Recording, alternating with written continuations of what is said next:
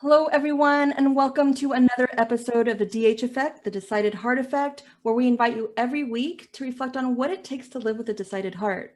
For us, we believe that through reflection of identity, trust, and where we belong, as well as how we're creating belonging, leads to the effect, the action of our decided heart moments for ourselves and for others.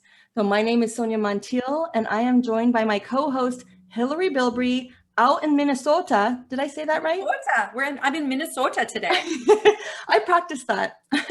Well done. And we are so privileged to be joined by Ela Staniak, recording from Sydney, Australia. I'm not even going to guess on that.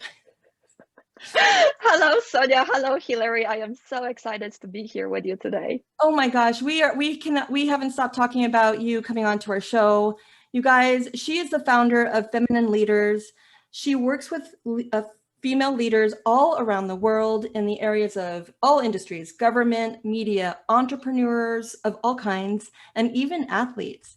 And she is so passionate about empowering women to do three things. So number one, champion their inner game, which I'm so curious about, reclaim their moxie and feminine leadership qualities, to break through this thing called the glass ceiling, because for Ela, she believes that we can have it all. There are no ceilings. And just reading that alone, Ela, I'm inspired. I want to learn more from you. So welcome again. Thank you.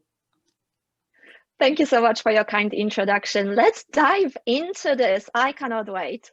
Sure. There are so many things, but I think it's so helpful to start really kind of at the beginning. And I know we have several decided heart moments in our lives, but I really think in hearing your story, Ela, your decided heart moment really came when you were 14, and it was so powerful. And to me, really speaks to the importance of the idea of compassion, self-compassion, compassion with your past, with your parents, with your family of origin, with your own healing.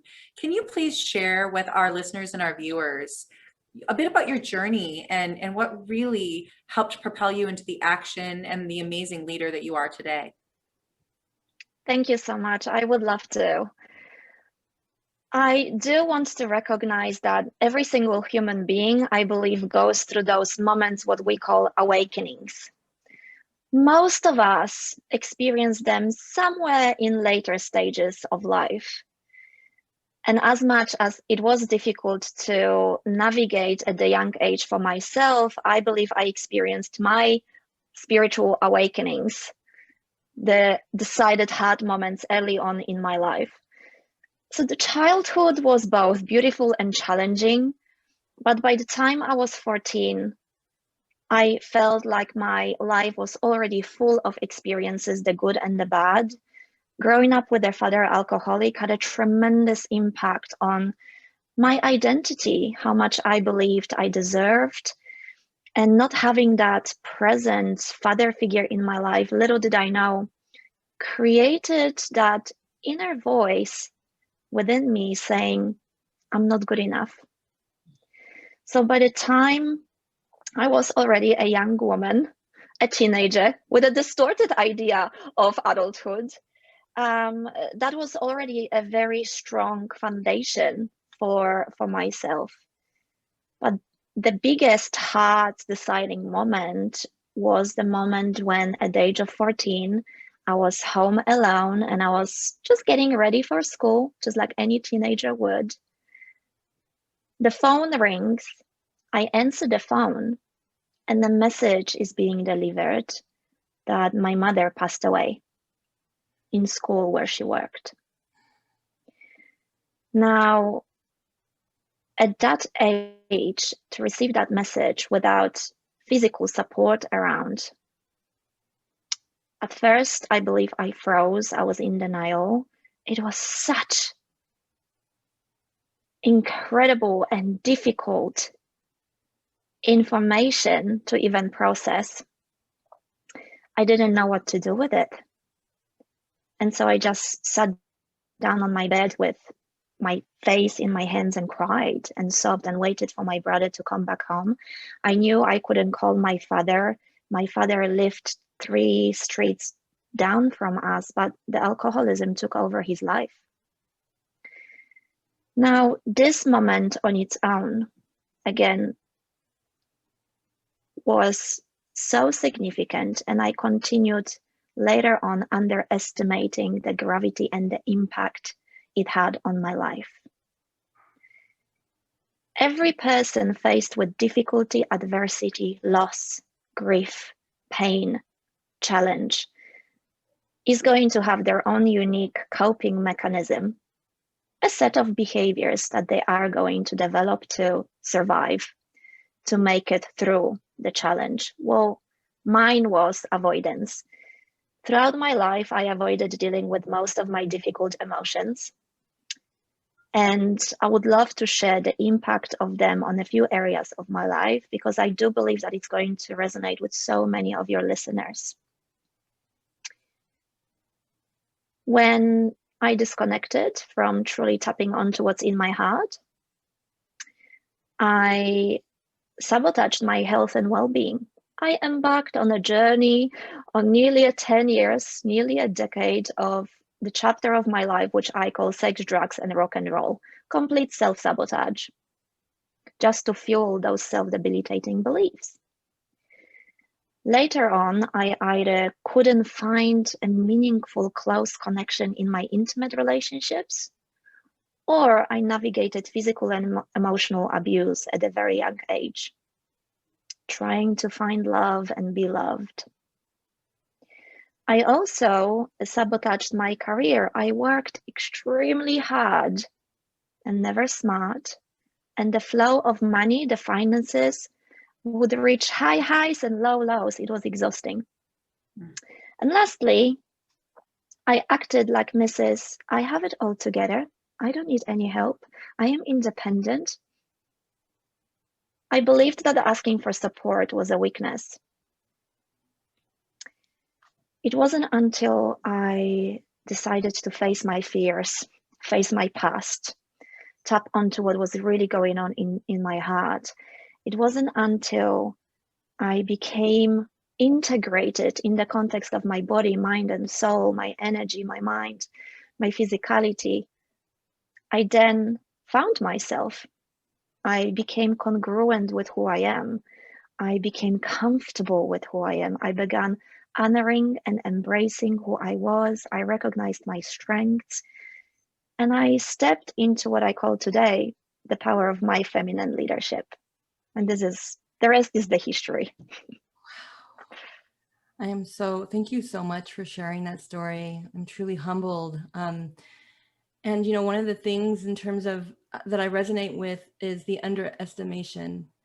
And it's really ironic because I believe as females and generalizing, and maybe my personal experiences, we so overestimate our coping mechanism, where we are like, okay, any hard thing that happens, we have to prove to everyone else. So because I have to prove my strength and my power, I'm going to overestimate my response and underestimate the actual experience.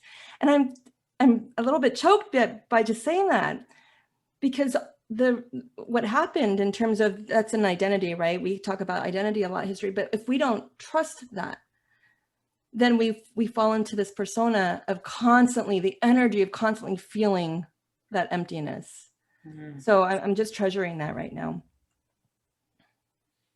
No, I'm feeling that too. I mean, I think what's so powerful about what you're saying, I think we all have clearly losing your mother, and I'm so sorry for your losses, and what a difficult thing to go through. And I can't even imagine, the coping and the filling, and we know people, whether it's alcohol, whether it's drugs, whether it's food, whether it's certain behavior, whether it's sex, whether it's like the emptiness. We mistake that emptiness of not connecting with our soul, with our heart, with our purpose for, something else that can just get a quick fill, right?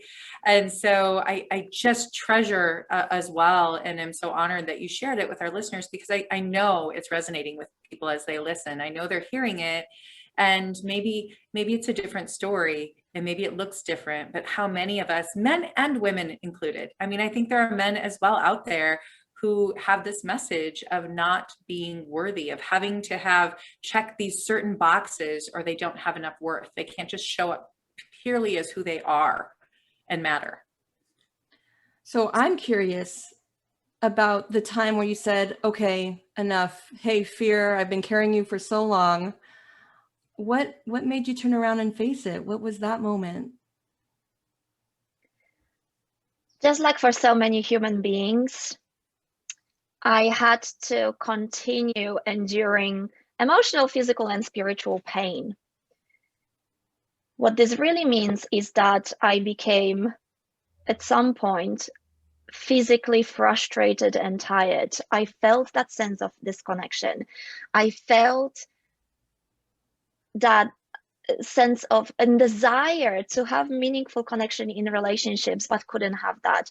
I knew somewhere deep down there I was capable of being an extraordinary business owner, and I knew that the knowledge and the tools that I had, years of studies of human behavior and behavioral change and performance, and later on leadership development, I knew deep down that I had enough resources to have everything what I want, financial abundance of clients and the impact. I knew that, but at some point I turned around and I said, enough is enough. What if I just decided that I am good enough? What if I decided that I have everything that I need right here, right now, the person who I am, to have everything that I want, the career, the relationship, and the health? And a big pain point was that at that time, I still worked in a fitness and wellness industry, coaching executive women.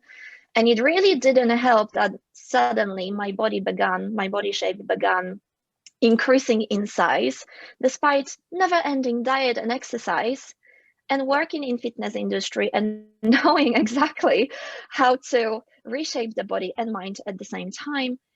There was a lot of shame happening and embarrassment that suddenly my body did not reflect all the action, all the input that I was investing in myself, in my well-being. And I thought there's more to it. There's more to it. And so I decided. And steady but slowly, I redesigned a completely different life. I redesigned my career. I began owning my presence. I began honoring myself. Really increased my confidence, purely because I knew that there were other women who I had to help. I just knew I had to. I couldn't turn around and say, I've got all these tools, but I'm just going to fall into my own comfort. I had to get over myself in order to help others.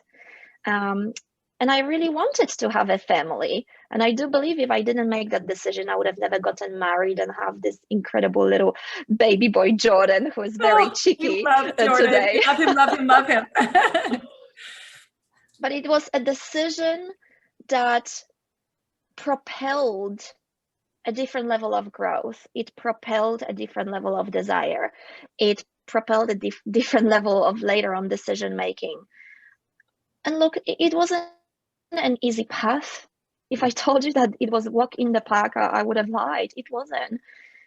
It took years of consistency, failures, questioning myself, and oftentimes just running on self-belief and passion to finally be able to speak with you today and share my story with other women, feeling integrated and connected, and acknowledging the power of my experiences today. It was true life's apprentice that I needed to go through to be able to find myself. Sure. You know, Ela, something that really strikes me about what you're saying, I'm thinking about it so much. I run into people all the time. We run into people all the time. They don't have time to deal with their past. They don't have time to deal with their feelings. They don't have time for all these things because it is hard and it is work and you have to meet things.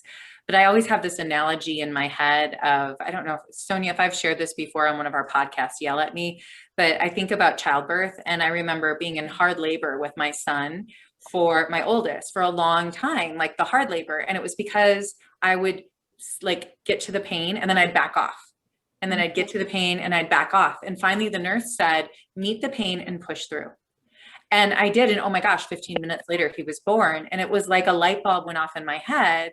And I said, yes, like moving forward, these things that happen that suck, that are hard, that are unfair, that are all these things, if I go through them, it actually happens, it resolves faster than when I back off, because it keeps on piling up and piling up. And pretty soon at some point, there's this explosion, and your mind is never free. And so your bandwidth is gone. And it really, I think you use self-sabotage as the word. It's the sabotage that happens. So yeah, it's going to hurt, but it really is going to go faster in most cases than if you keep backing it off. Would you agree with that? Absolutely. I think most of us human beings have more or less the same set of problems, right? I either wish I could have more time, or I wish I had more energy, or I wish I had some sort of greater resources, one way or the other, greater support, more money, greater body shape. And all of us are really given the same time in a day.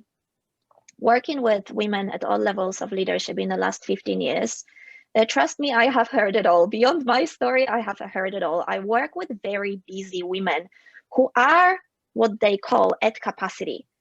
There isn't enough time in a day to be doing it all. And I would say to them, what if the mindset which you have today has created oftentimes incredible life which you have today? But what if there is another way? One of my strong pillars of feminine leadership methodology that I share with women is the alignment. When you're out of alignment, you have conflict. When you're out of alignment, you have resistance. Being in alignment gives you that sense of knowing exactly who you are, and gives you a sense of direction and clarity where you are going. So you have alignment between who you are, your values, and your direction. Now we have ease. When you're in alignment, you become a very powerful creator, because you operate in what we call the zone, the vortex, the slipstream. It's a good place to be. The second very important pillar is the connection. A woman who feels connected operates in what we call being leadership versus doing leadership.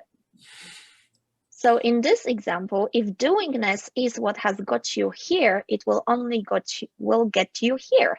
So in order to move outside of your current operational paradigm, you've got to move beyond that by probably implementing different approaches. And this is where I come in to bring that integration between the physical, emotional, spiritual, psychological well-being. And the third last core pillar is, of course, the beliefs. I think we can all agree that it's the beliefs which create our reality. What I mentioned at the beginning, what we discussed, is especially those deep, unconscious, fundamental beliefs which build our identity are the ones we need to tap onto. If you believe you are not good enough, not lovable, not significant, not acknowledged, not supported, not beautiful enough, that will drive the results in your life, in all key areas of your life. It's just important to bring simplicity to our complex problems. Sure. I'm actually realizing, when you said being versus doing, and, and in our society, it's when we do, all about work ethics, right? Doing leads to achievement, but actually what you've just painted clearly is doing creates the ceiling. Because your actions alone can only lead you so much. And so are we perhaps creating our own ceilings because we're ignoring the being? But can I just go 2 steps backwards really quick? Because I think facing that fear, going back to the fear, is truly one of the most difficult things. Like, it's there, but to decide to act on that takes a tremendous amount of work and courage. And if it's not the physical sense, because Hillary, the hard labor, and for you, Ella, you were saying it was the physical tiredness and pain. It's either a physical sense that makes us shift, because we can't get out of our own heads. But if we're hurt, then perhaps we're out of our own heads because we need to survive. The other side of it, and I think, Ella, I'm celebrating you because of the work that you're doing, is belonging. Because it takes another person to recognize, you know what? Ella, something's not right. Or Hillary, I'm seeing something different within you. What are you feeling? What are you connecting to? And trusting that belonging, who do we belong to, helps us shift. Mhm. And then what you're doing, Ella, is that you're saying, I'm going to create it. I am creating a sense, women leaders, feminine leaders, we need a sense of community.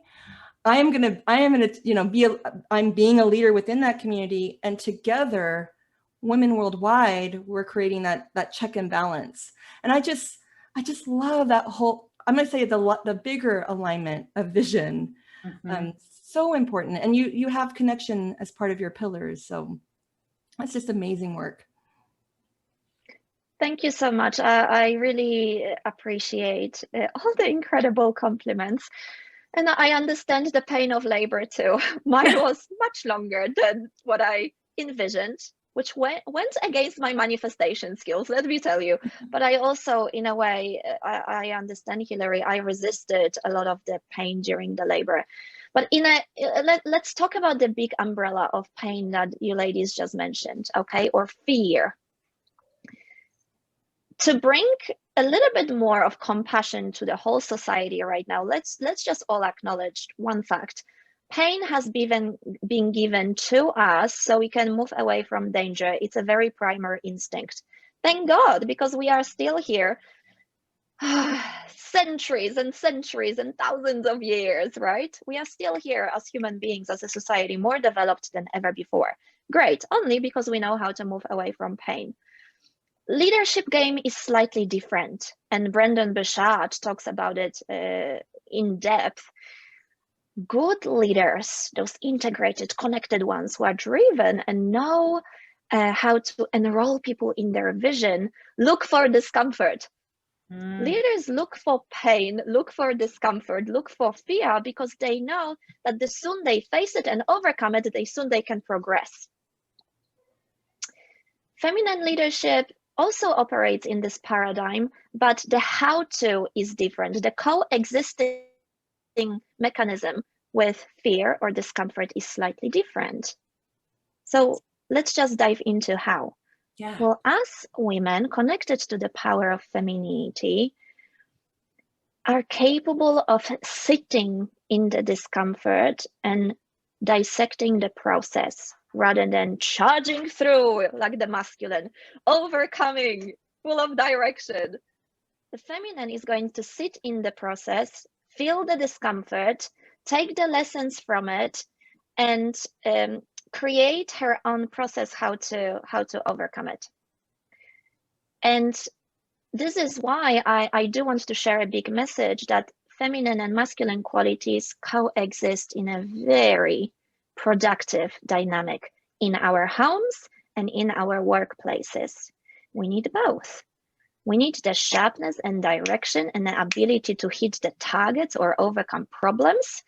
We need that rigidity and the storm and the power of the masculine, but we also need the love for the process of the feminine, because that provides an opportunity to be inclusive, to engage people in the discomfort or the process due to the capability of sharing the feelings and sharing or asking for advice, asking for support. So feminine is more of that inclusive, enrolling people in what is going on.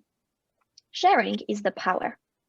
And it is just as important because it makes people around us feel included in what is going on, the pain and the discomfort. Even Hillary said at the beginning, you know, as soon as I faced my fear, I resisted, but as soon as I just gave in and went with it, somewhat trusting that the outcome is going to be what I want it to be, 15 minutes later, boom, baby is born. How magical is that? To give birth to a child is an extraordinary experience. Something that men cannot really acknowledge, right? So even this example is really powerful. You can surrender to what is going on. Doesn't matter how scared you are, doesn't matter how uncomfortable this feels, knowing that you will move forward as that beautiful feminine stream that you are, like water, like water. It's very important to acknowledge. I love your acknowledgement of that. And I would really love, Sonia and I'm sure Sonia's thinking of Cassandra Speaks, right? We read this book together called Cassandra Speaks that is all about embracing the feminine. And it's so interesting because I see such a backlash, oh, you're trying to one up men, or you're trying to, all of this. And it really isn't about that. And can you just say a little bit more about embracing the feminine, embracing the masculine? They don't need to be at odds. And they should not be, because the feminine and masculine, just like yin and yang, there is balance in everything. The nature and the universe have created balance in everything. The law of duality. You've got to know the comfort or the discomfort to appreciate the other.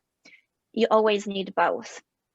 We could again talk about a wide range of feminine and masculine. So I'll talk about the first one, something that is close to me, which is the balance of feminine and masculine in the workplaces, and why I believe it is important to have both. And then we can move to a family dynamic as well, and where women sit in that empowerment movement in the society today. Women are highly underrepresented in decision making in Australia and globally. So in Australia, we only have about 14 to 18% of women in the boardrooms and as CEOs of the companies. Quite low, right? I believe that more diversity through female voices will produce equitable outcomes worldwide, not only in our workplaces, but worldwide. And again, this is just my belief. I believe that if we had more women in political decision power today, which I am aware it is changing, yeah, we have to celebrate that. I believe New that Zealand. Politically we would. Sorry. Yes, that's right. And US. I mean, look who is standing on the right and the left side of the president. That's right. But yes, go New Zealand. We all love Jacinta, don't we? Love Jacinta. Sorry, she's amazing. She is. Hopefully you can get her on the show as well. Yes. I do believe that we wouldn't be facing so much terror, war, and other economic problems that we are facing today globally if we just had more women at the highest decision making in leadership. Same goes for organizations and businesses.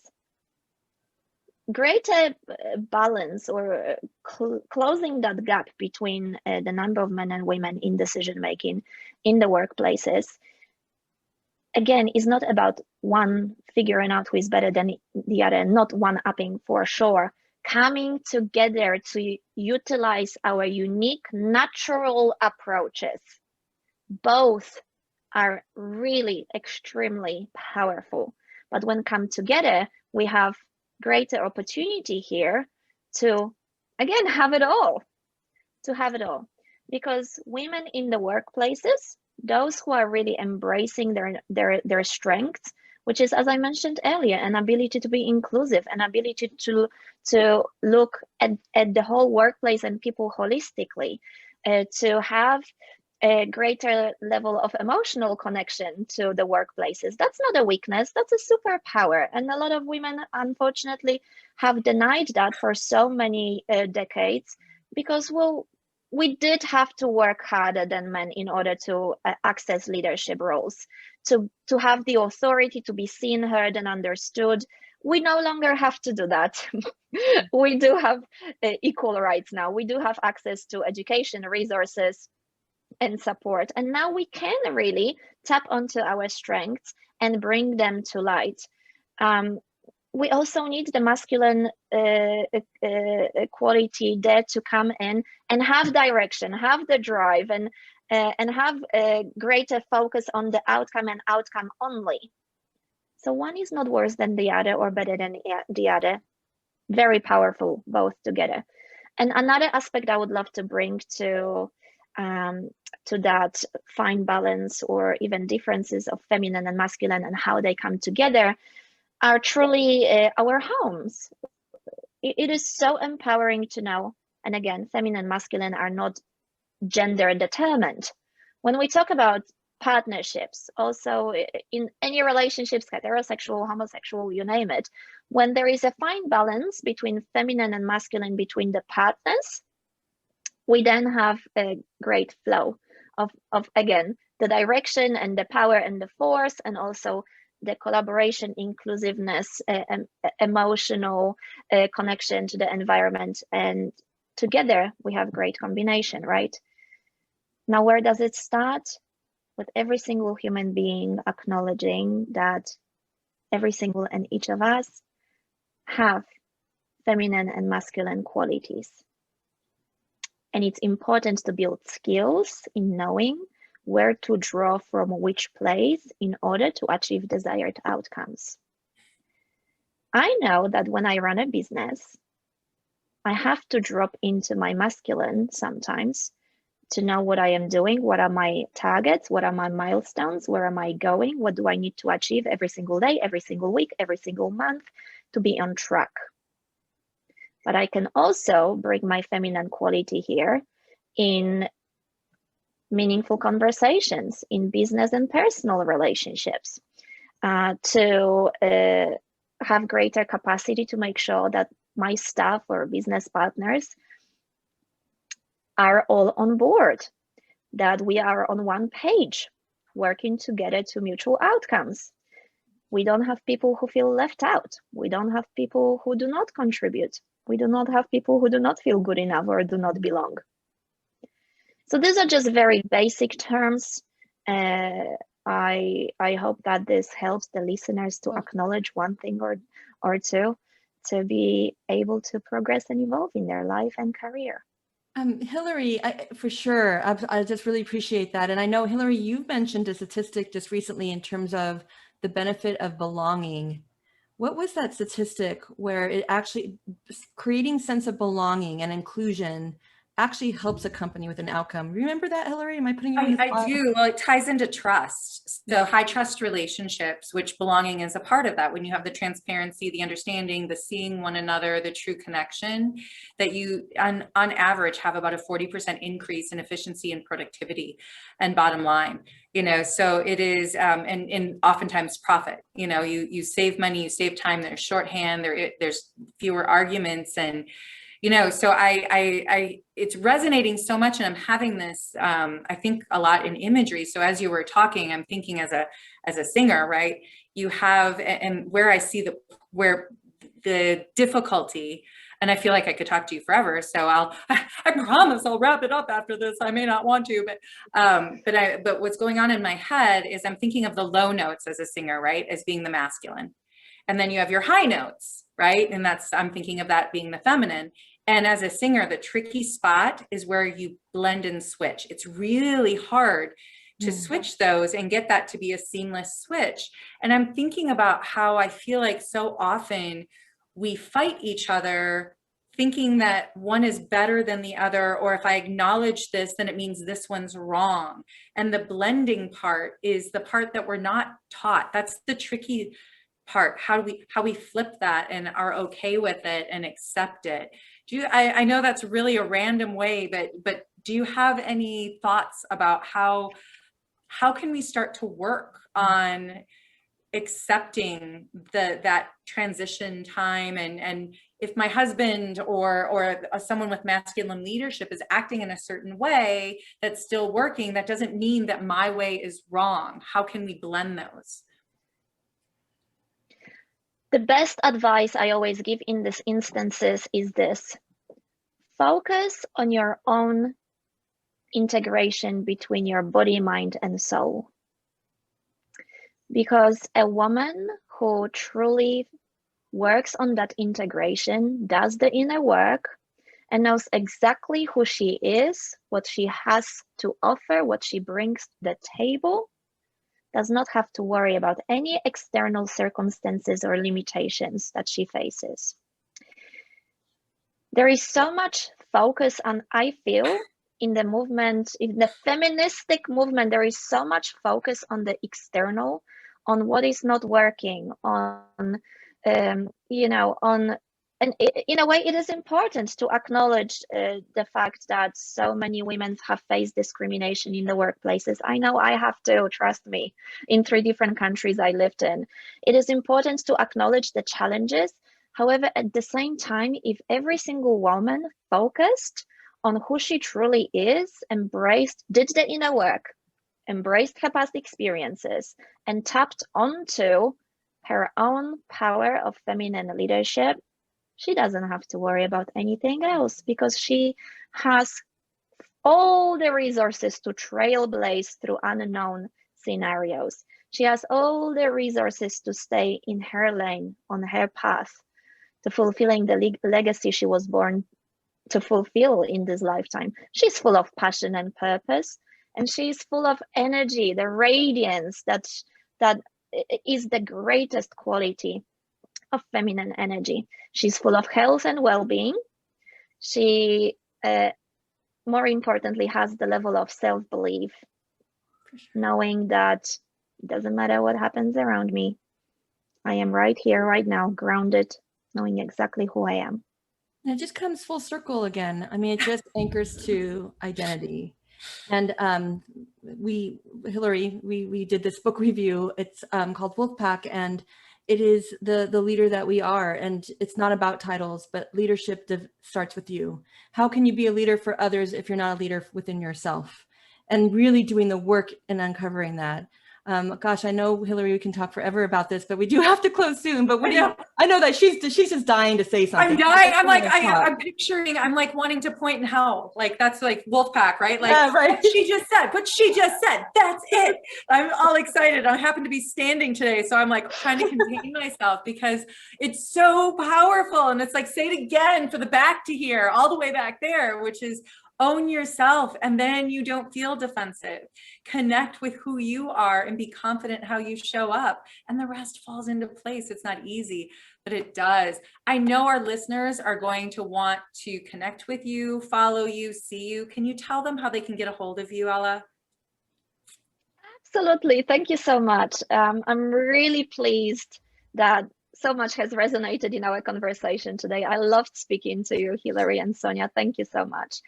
The easiest way to find me is on LinkedIn. I provide regular resources, articles, posts on how to tap onto the power of feminine leadership, what feminism really is in the modern world. So there are great free resources right there. I have created a free resource that is on YouTube. We can hopefully provide a link in the notes of today's show. Called 12 Key Pain Points of Feminine Leaders. So I present the pain points there, but also what is important to acknowledge. Where do they come from? What is this glass ceiling in different areas of our life? Instagram, you're more than welcome. And lastly, my website, www.feminineleaders.co. If you are interested talking to me, I always welcome a conversation around leadership and performance acceleration. Get in touch, we get on call, half an hour chat, and we'll see what's possible for you. I love it. Any last thoughts, Sonia, before we close it up? No, I'm thinking I'm going to go into that link on the 12 pain points of feminine leader. I'm like, I'm going to that link. I'm going to do my homework. On it. Thank you so much, Ela. Thank you. Thank you for bringing your heart, your soul, your vulnerability, your leadership, your feminine leadership and power to this decided heart moment for all of us. I hope our listeners, I know our listeners, were able to resonate with you as well. So thank you so much. And to our listeners and viewers, thank you for joining us again, and be listening and watching to your own heart for those moments where you can decide to take action and live with a decided heart. Don't forget to subscribe, YouTube, Spotify, all the places, so you never miss a decided heart moment. Thank you.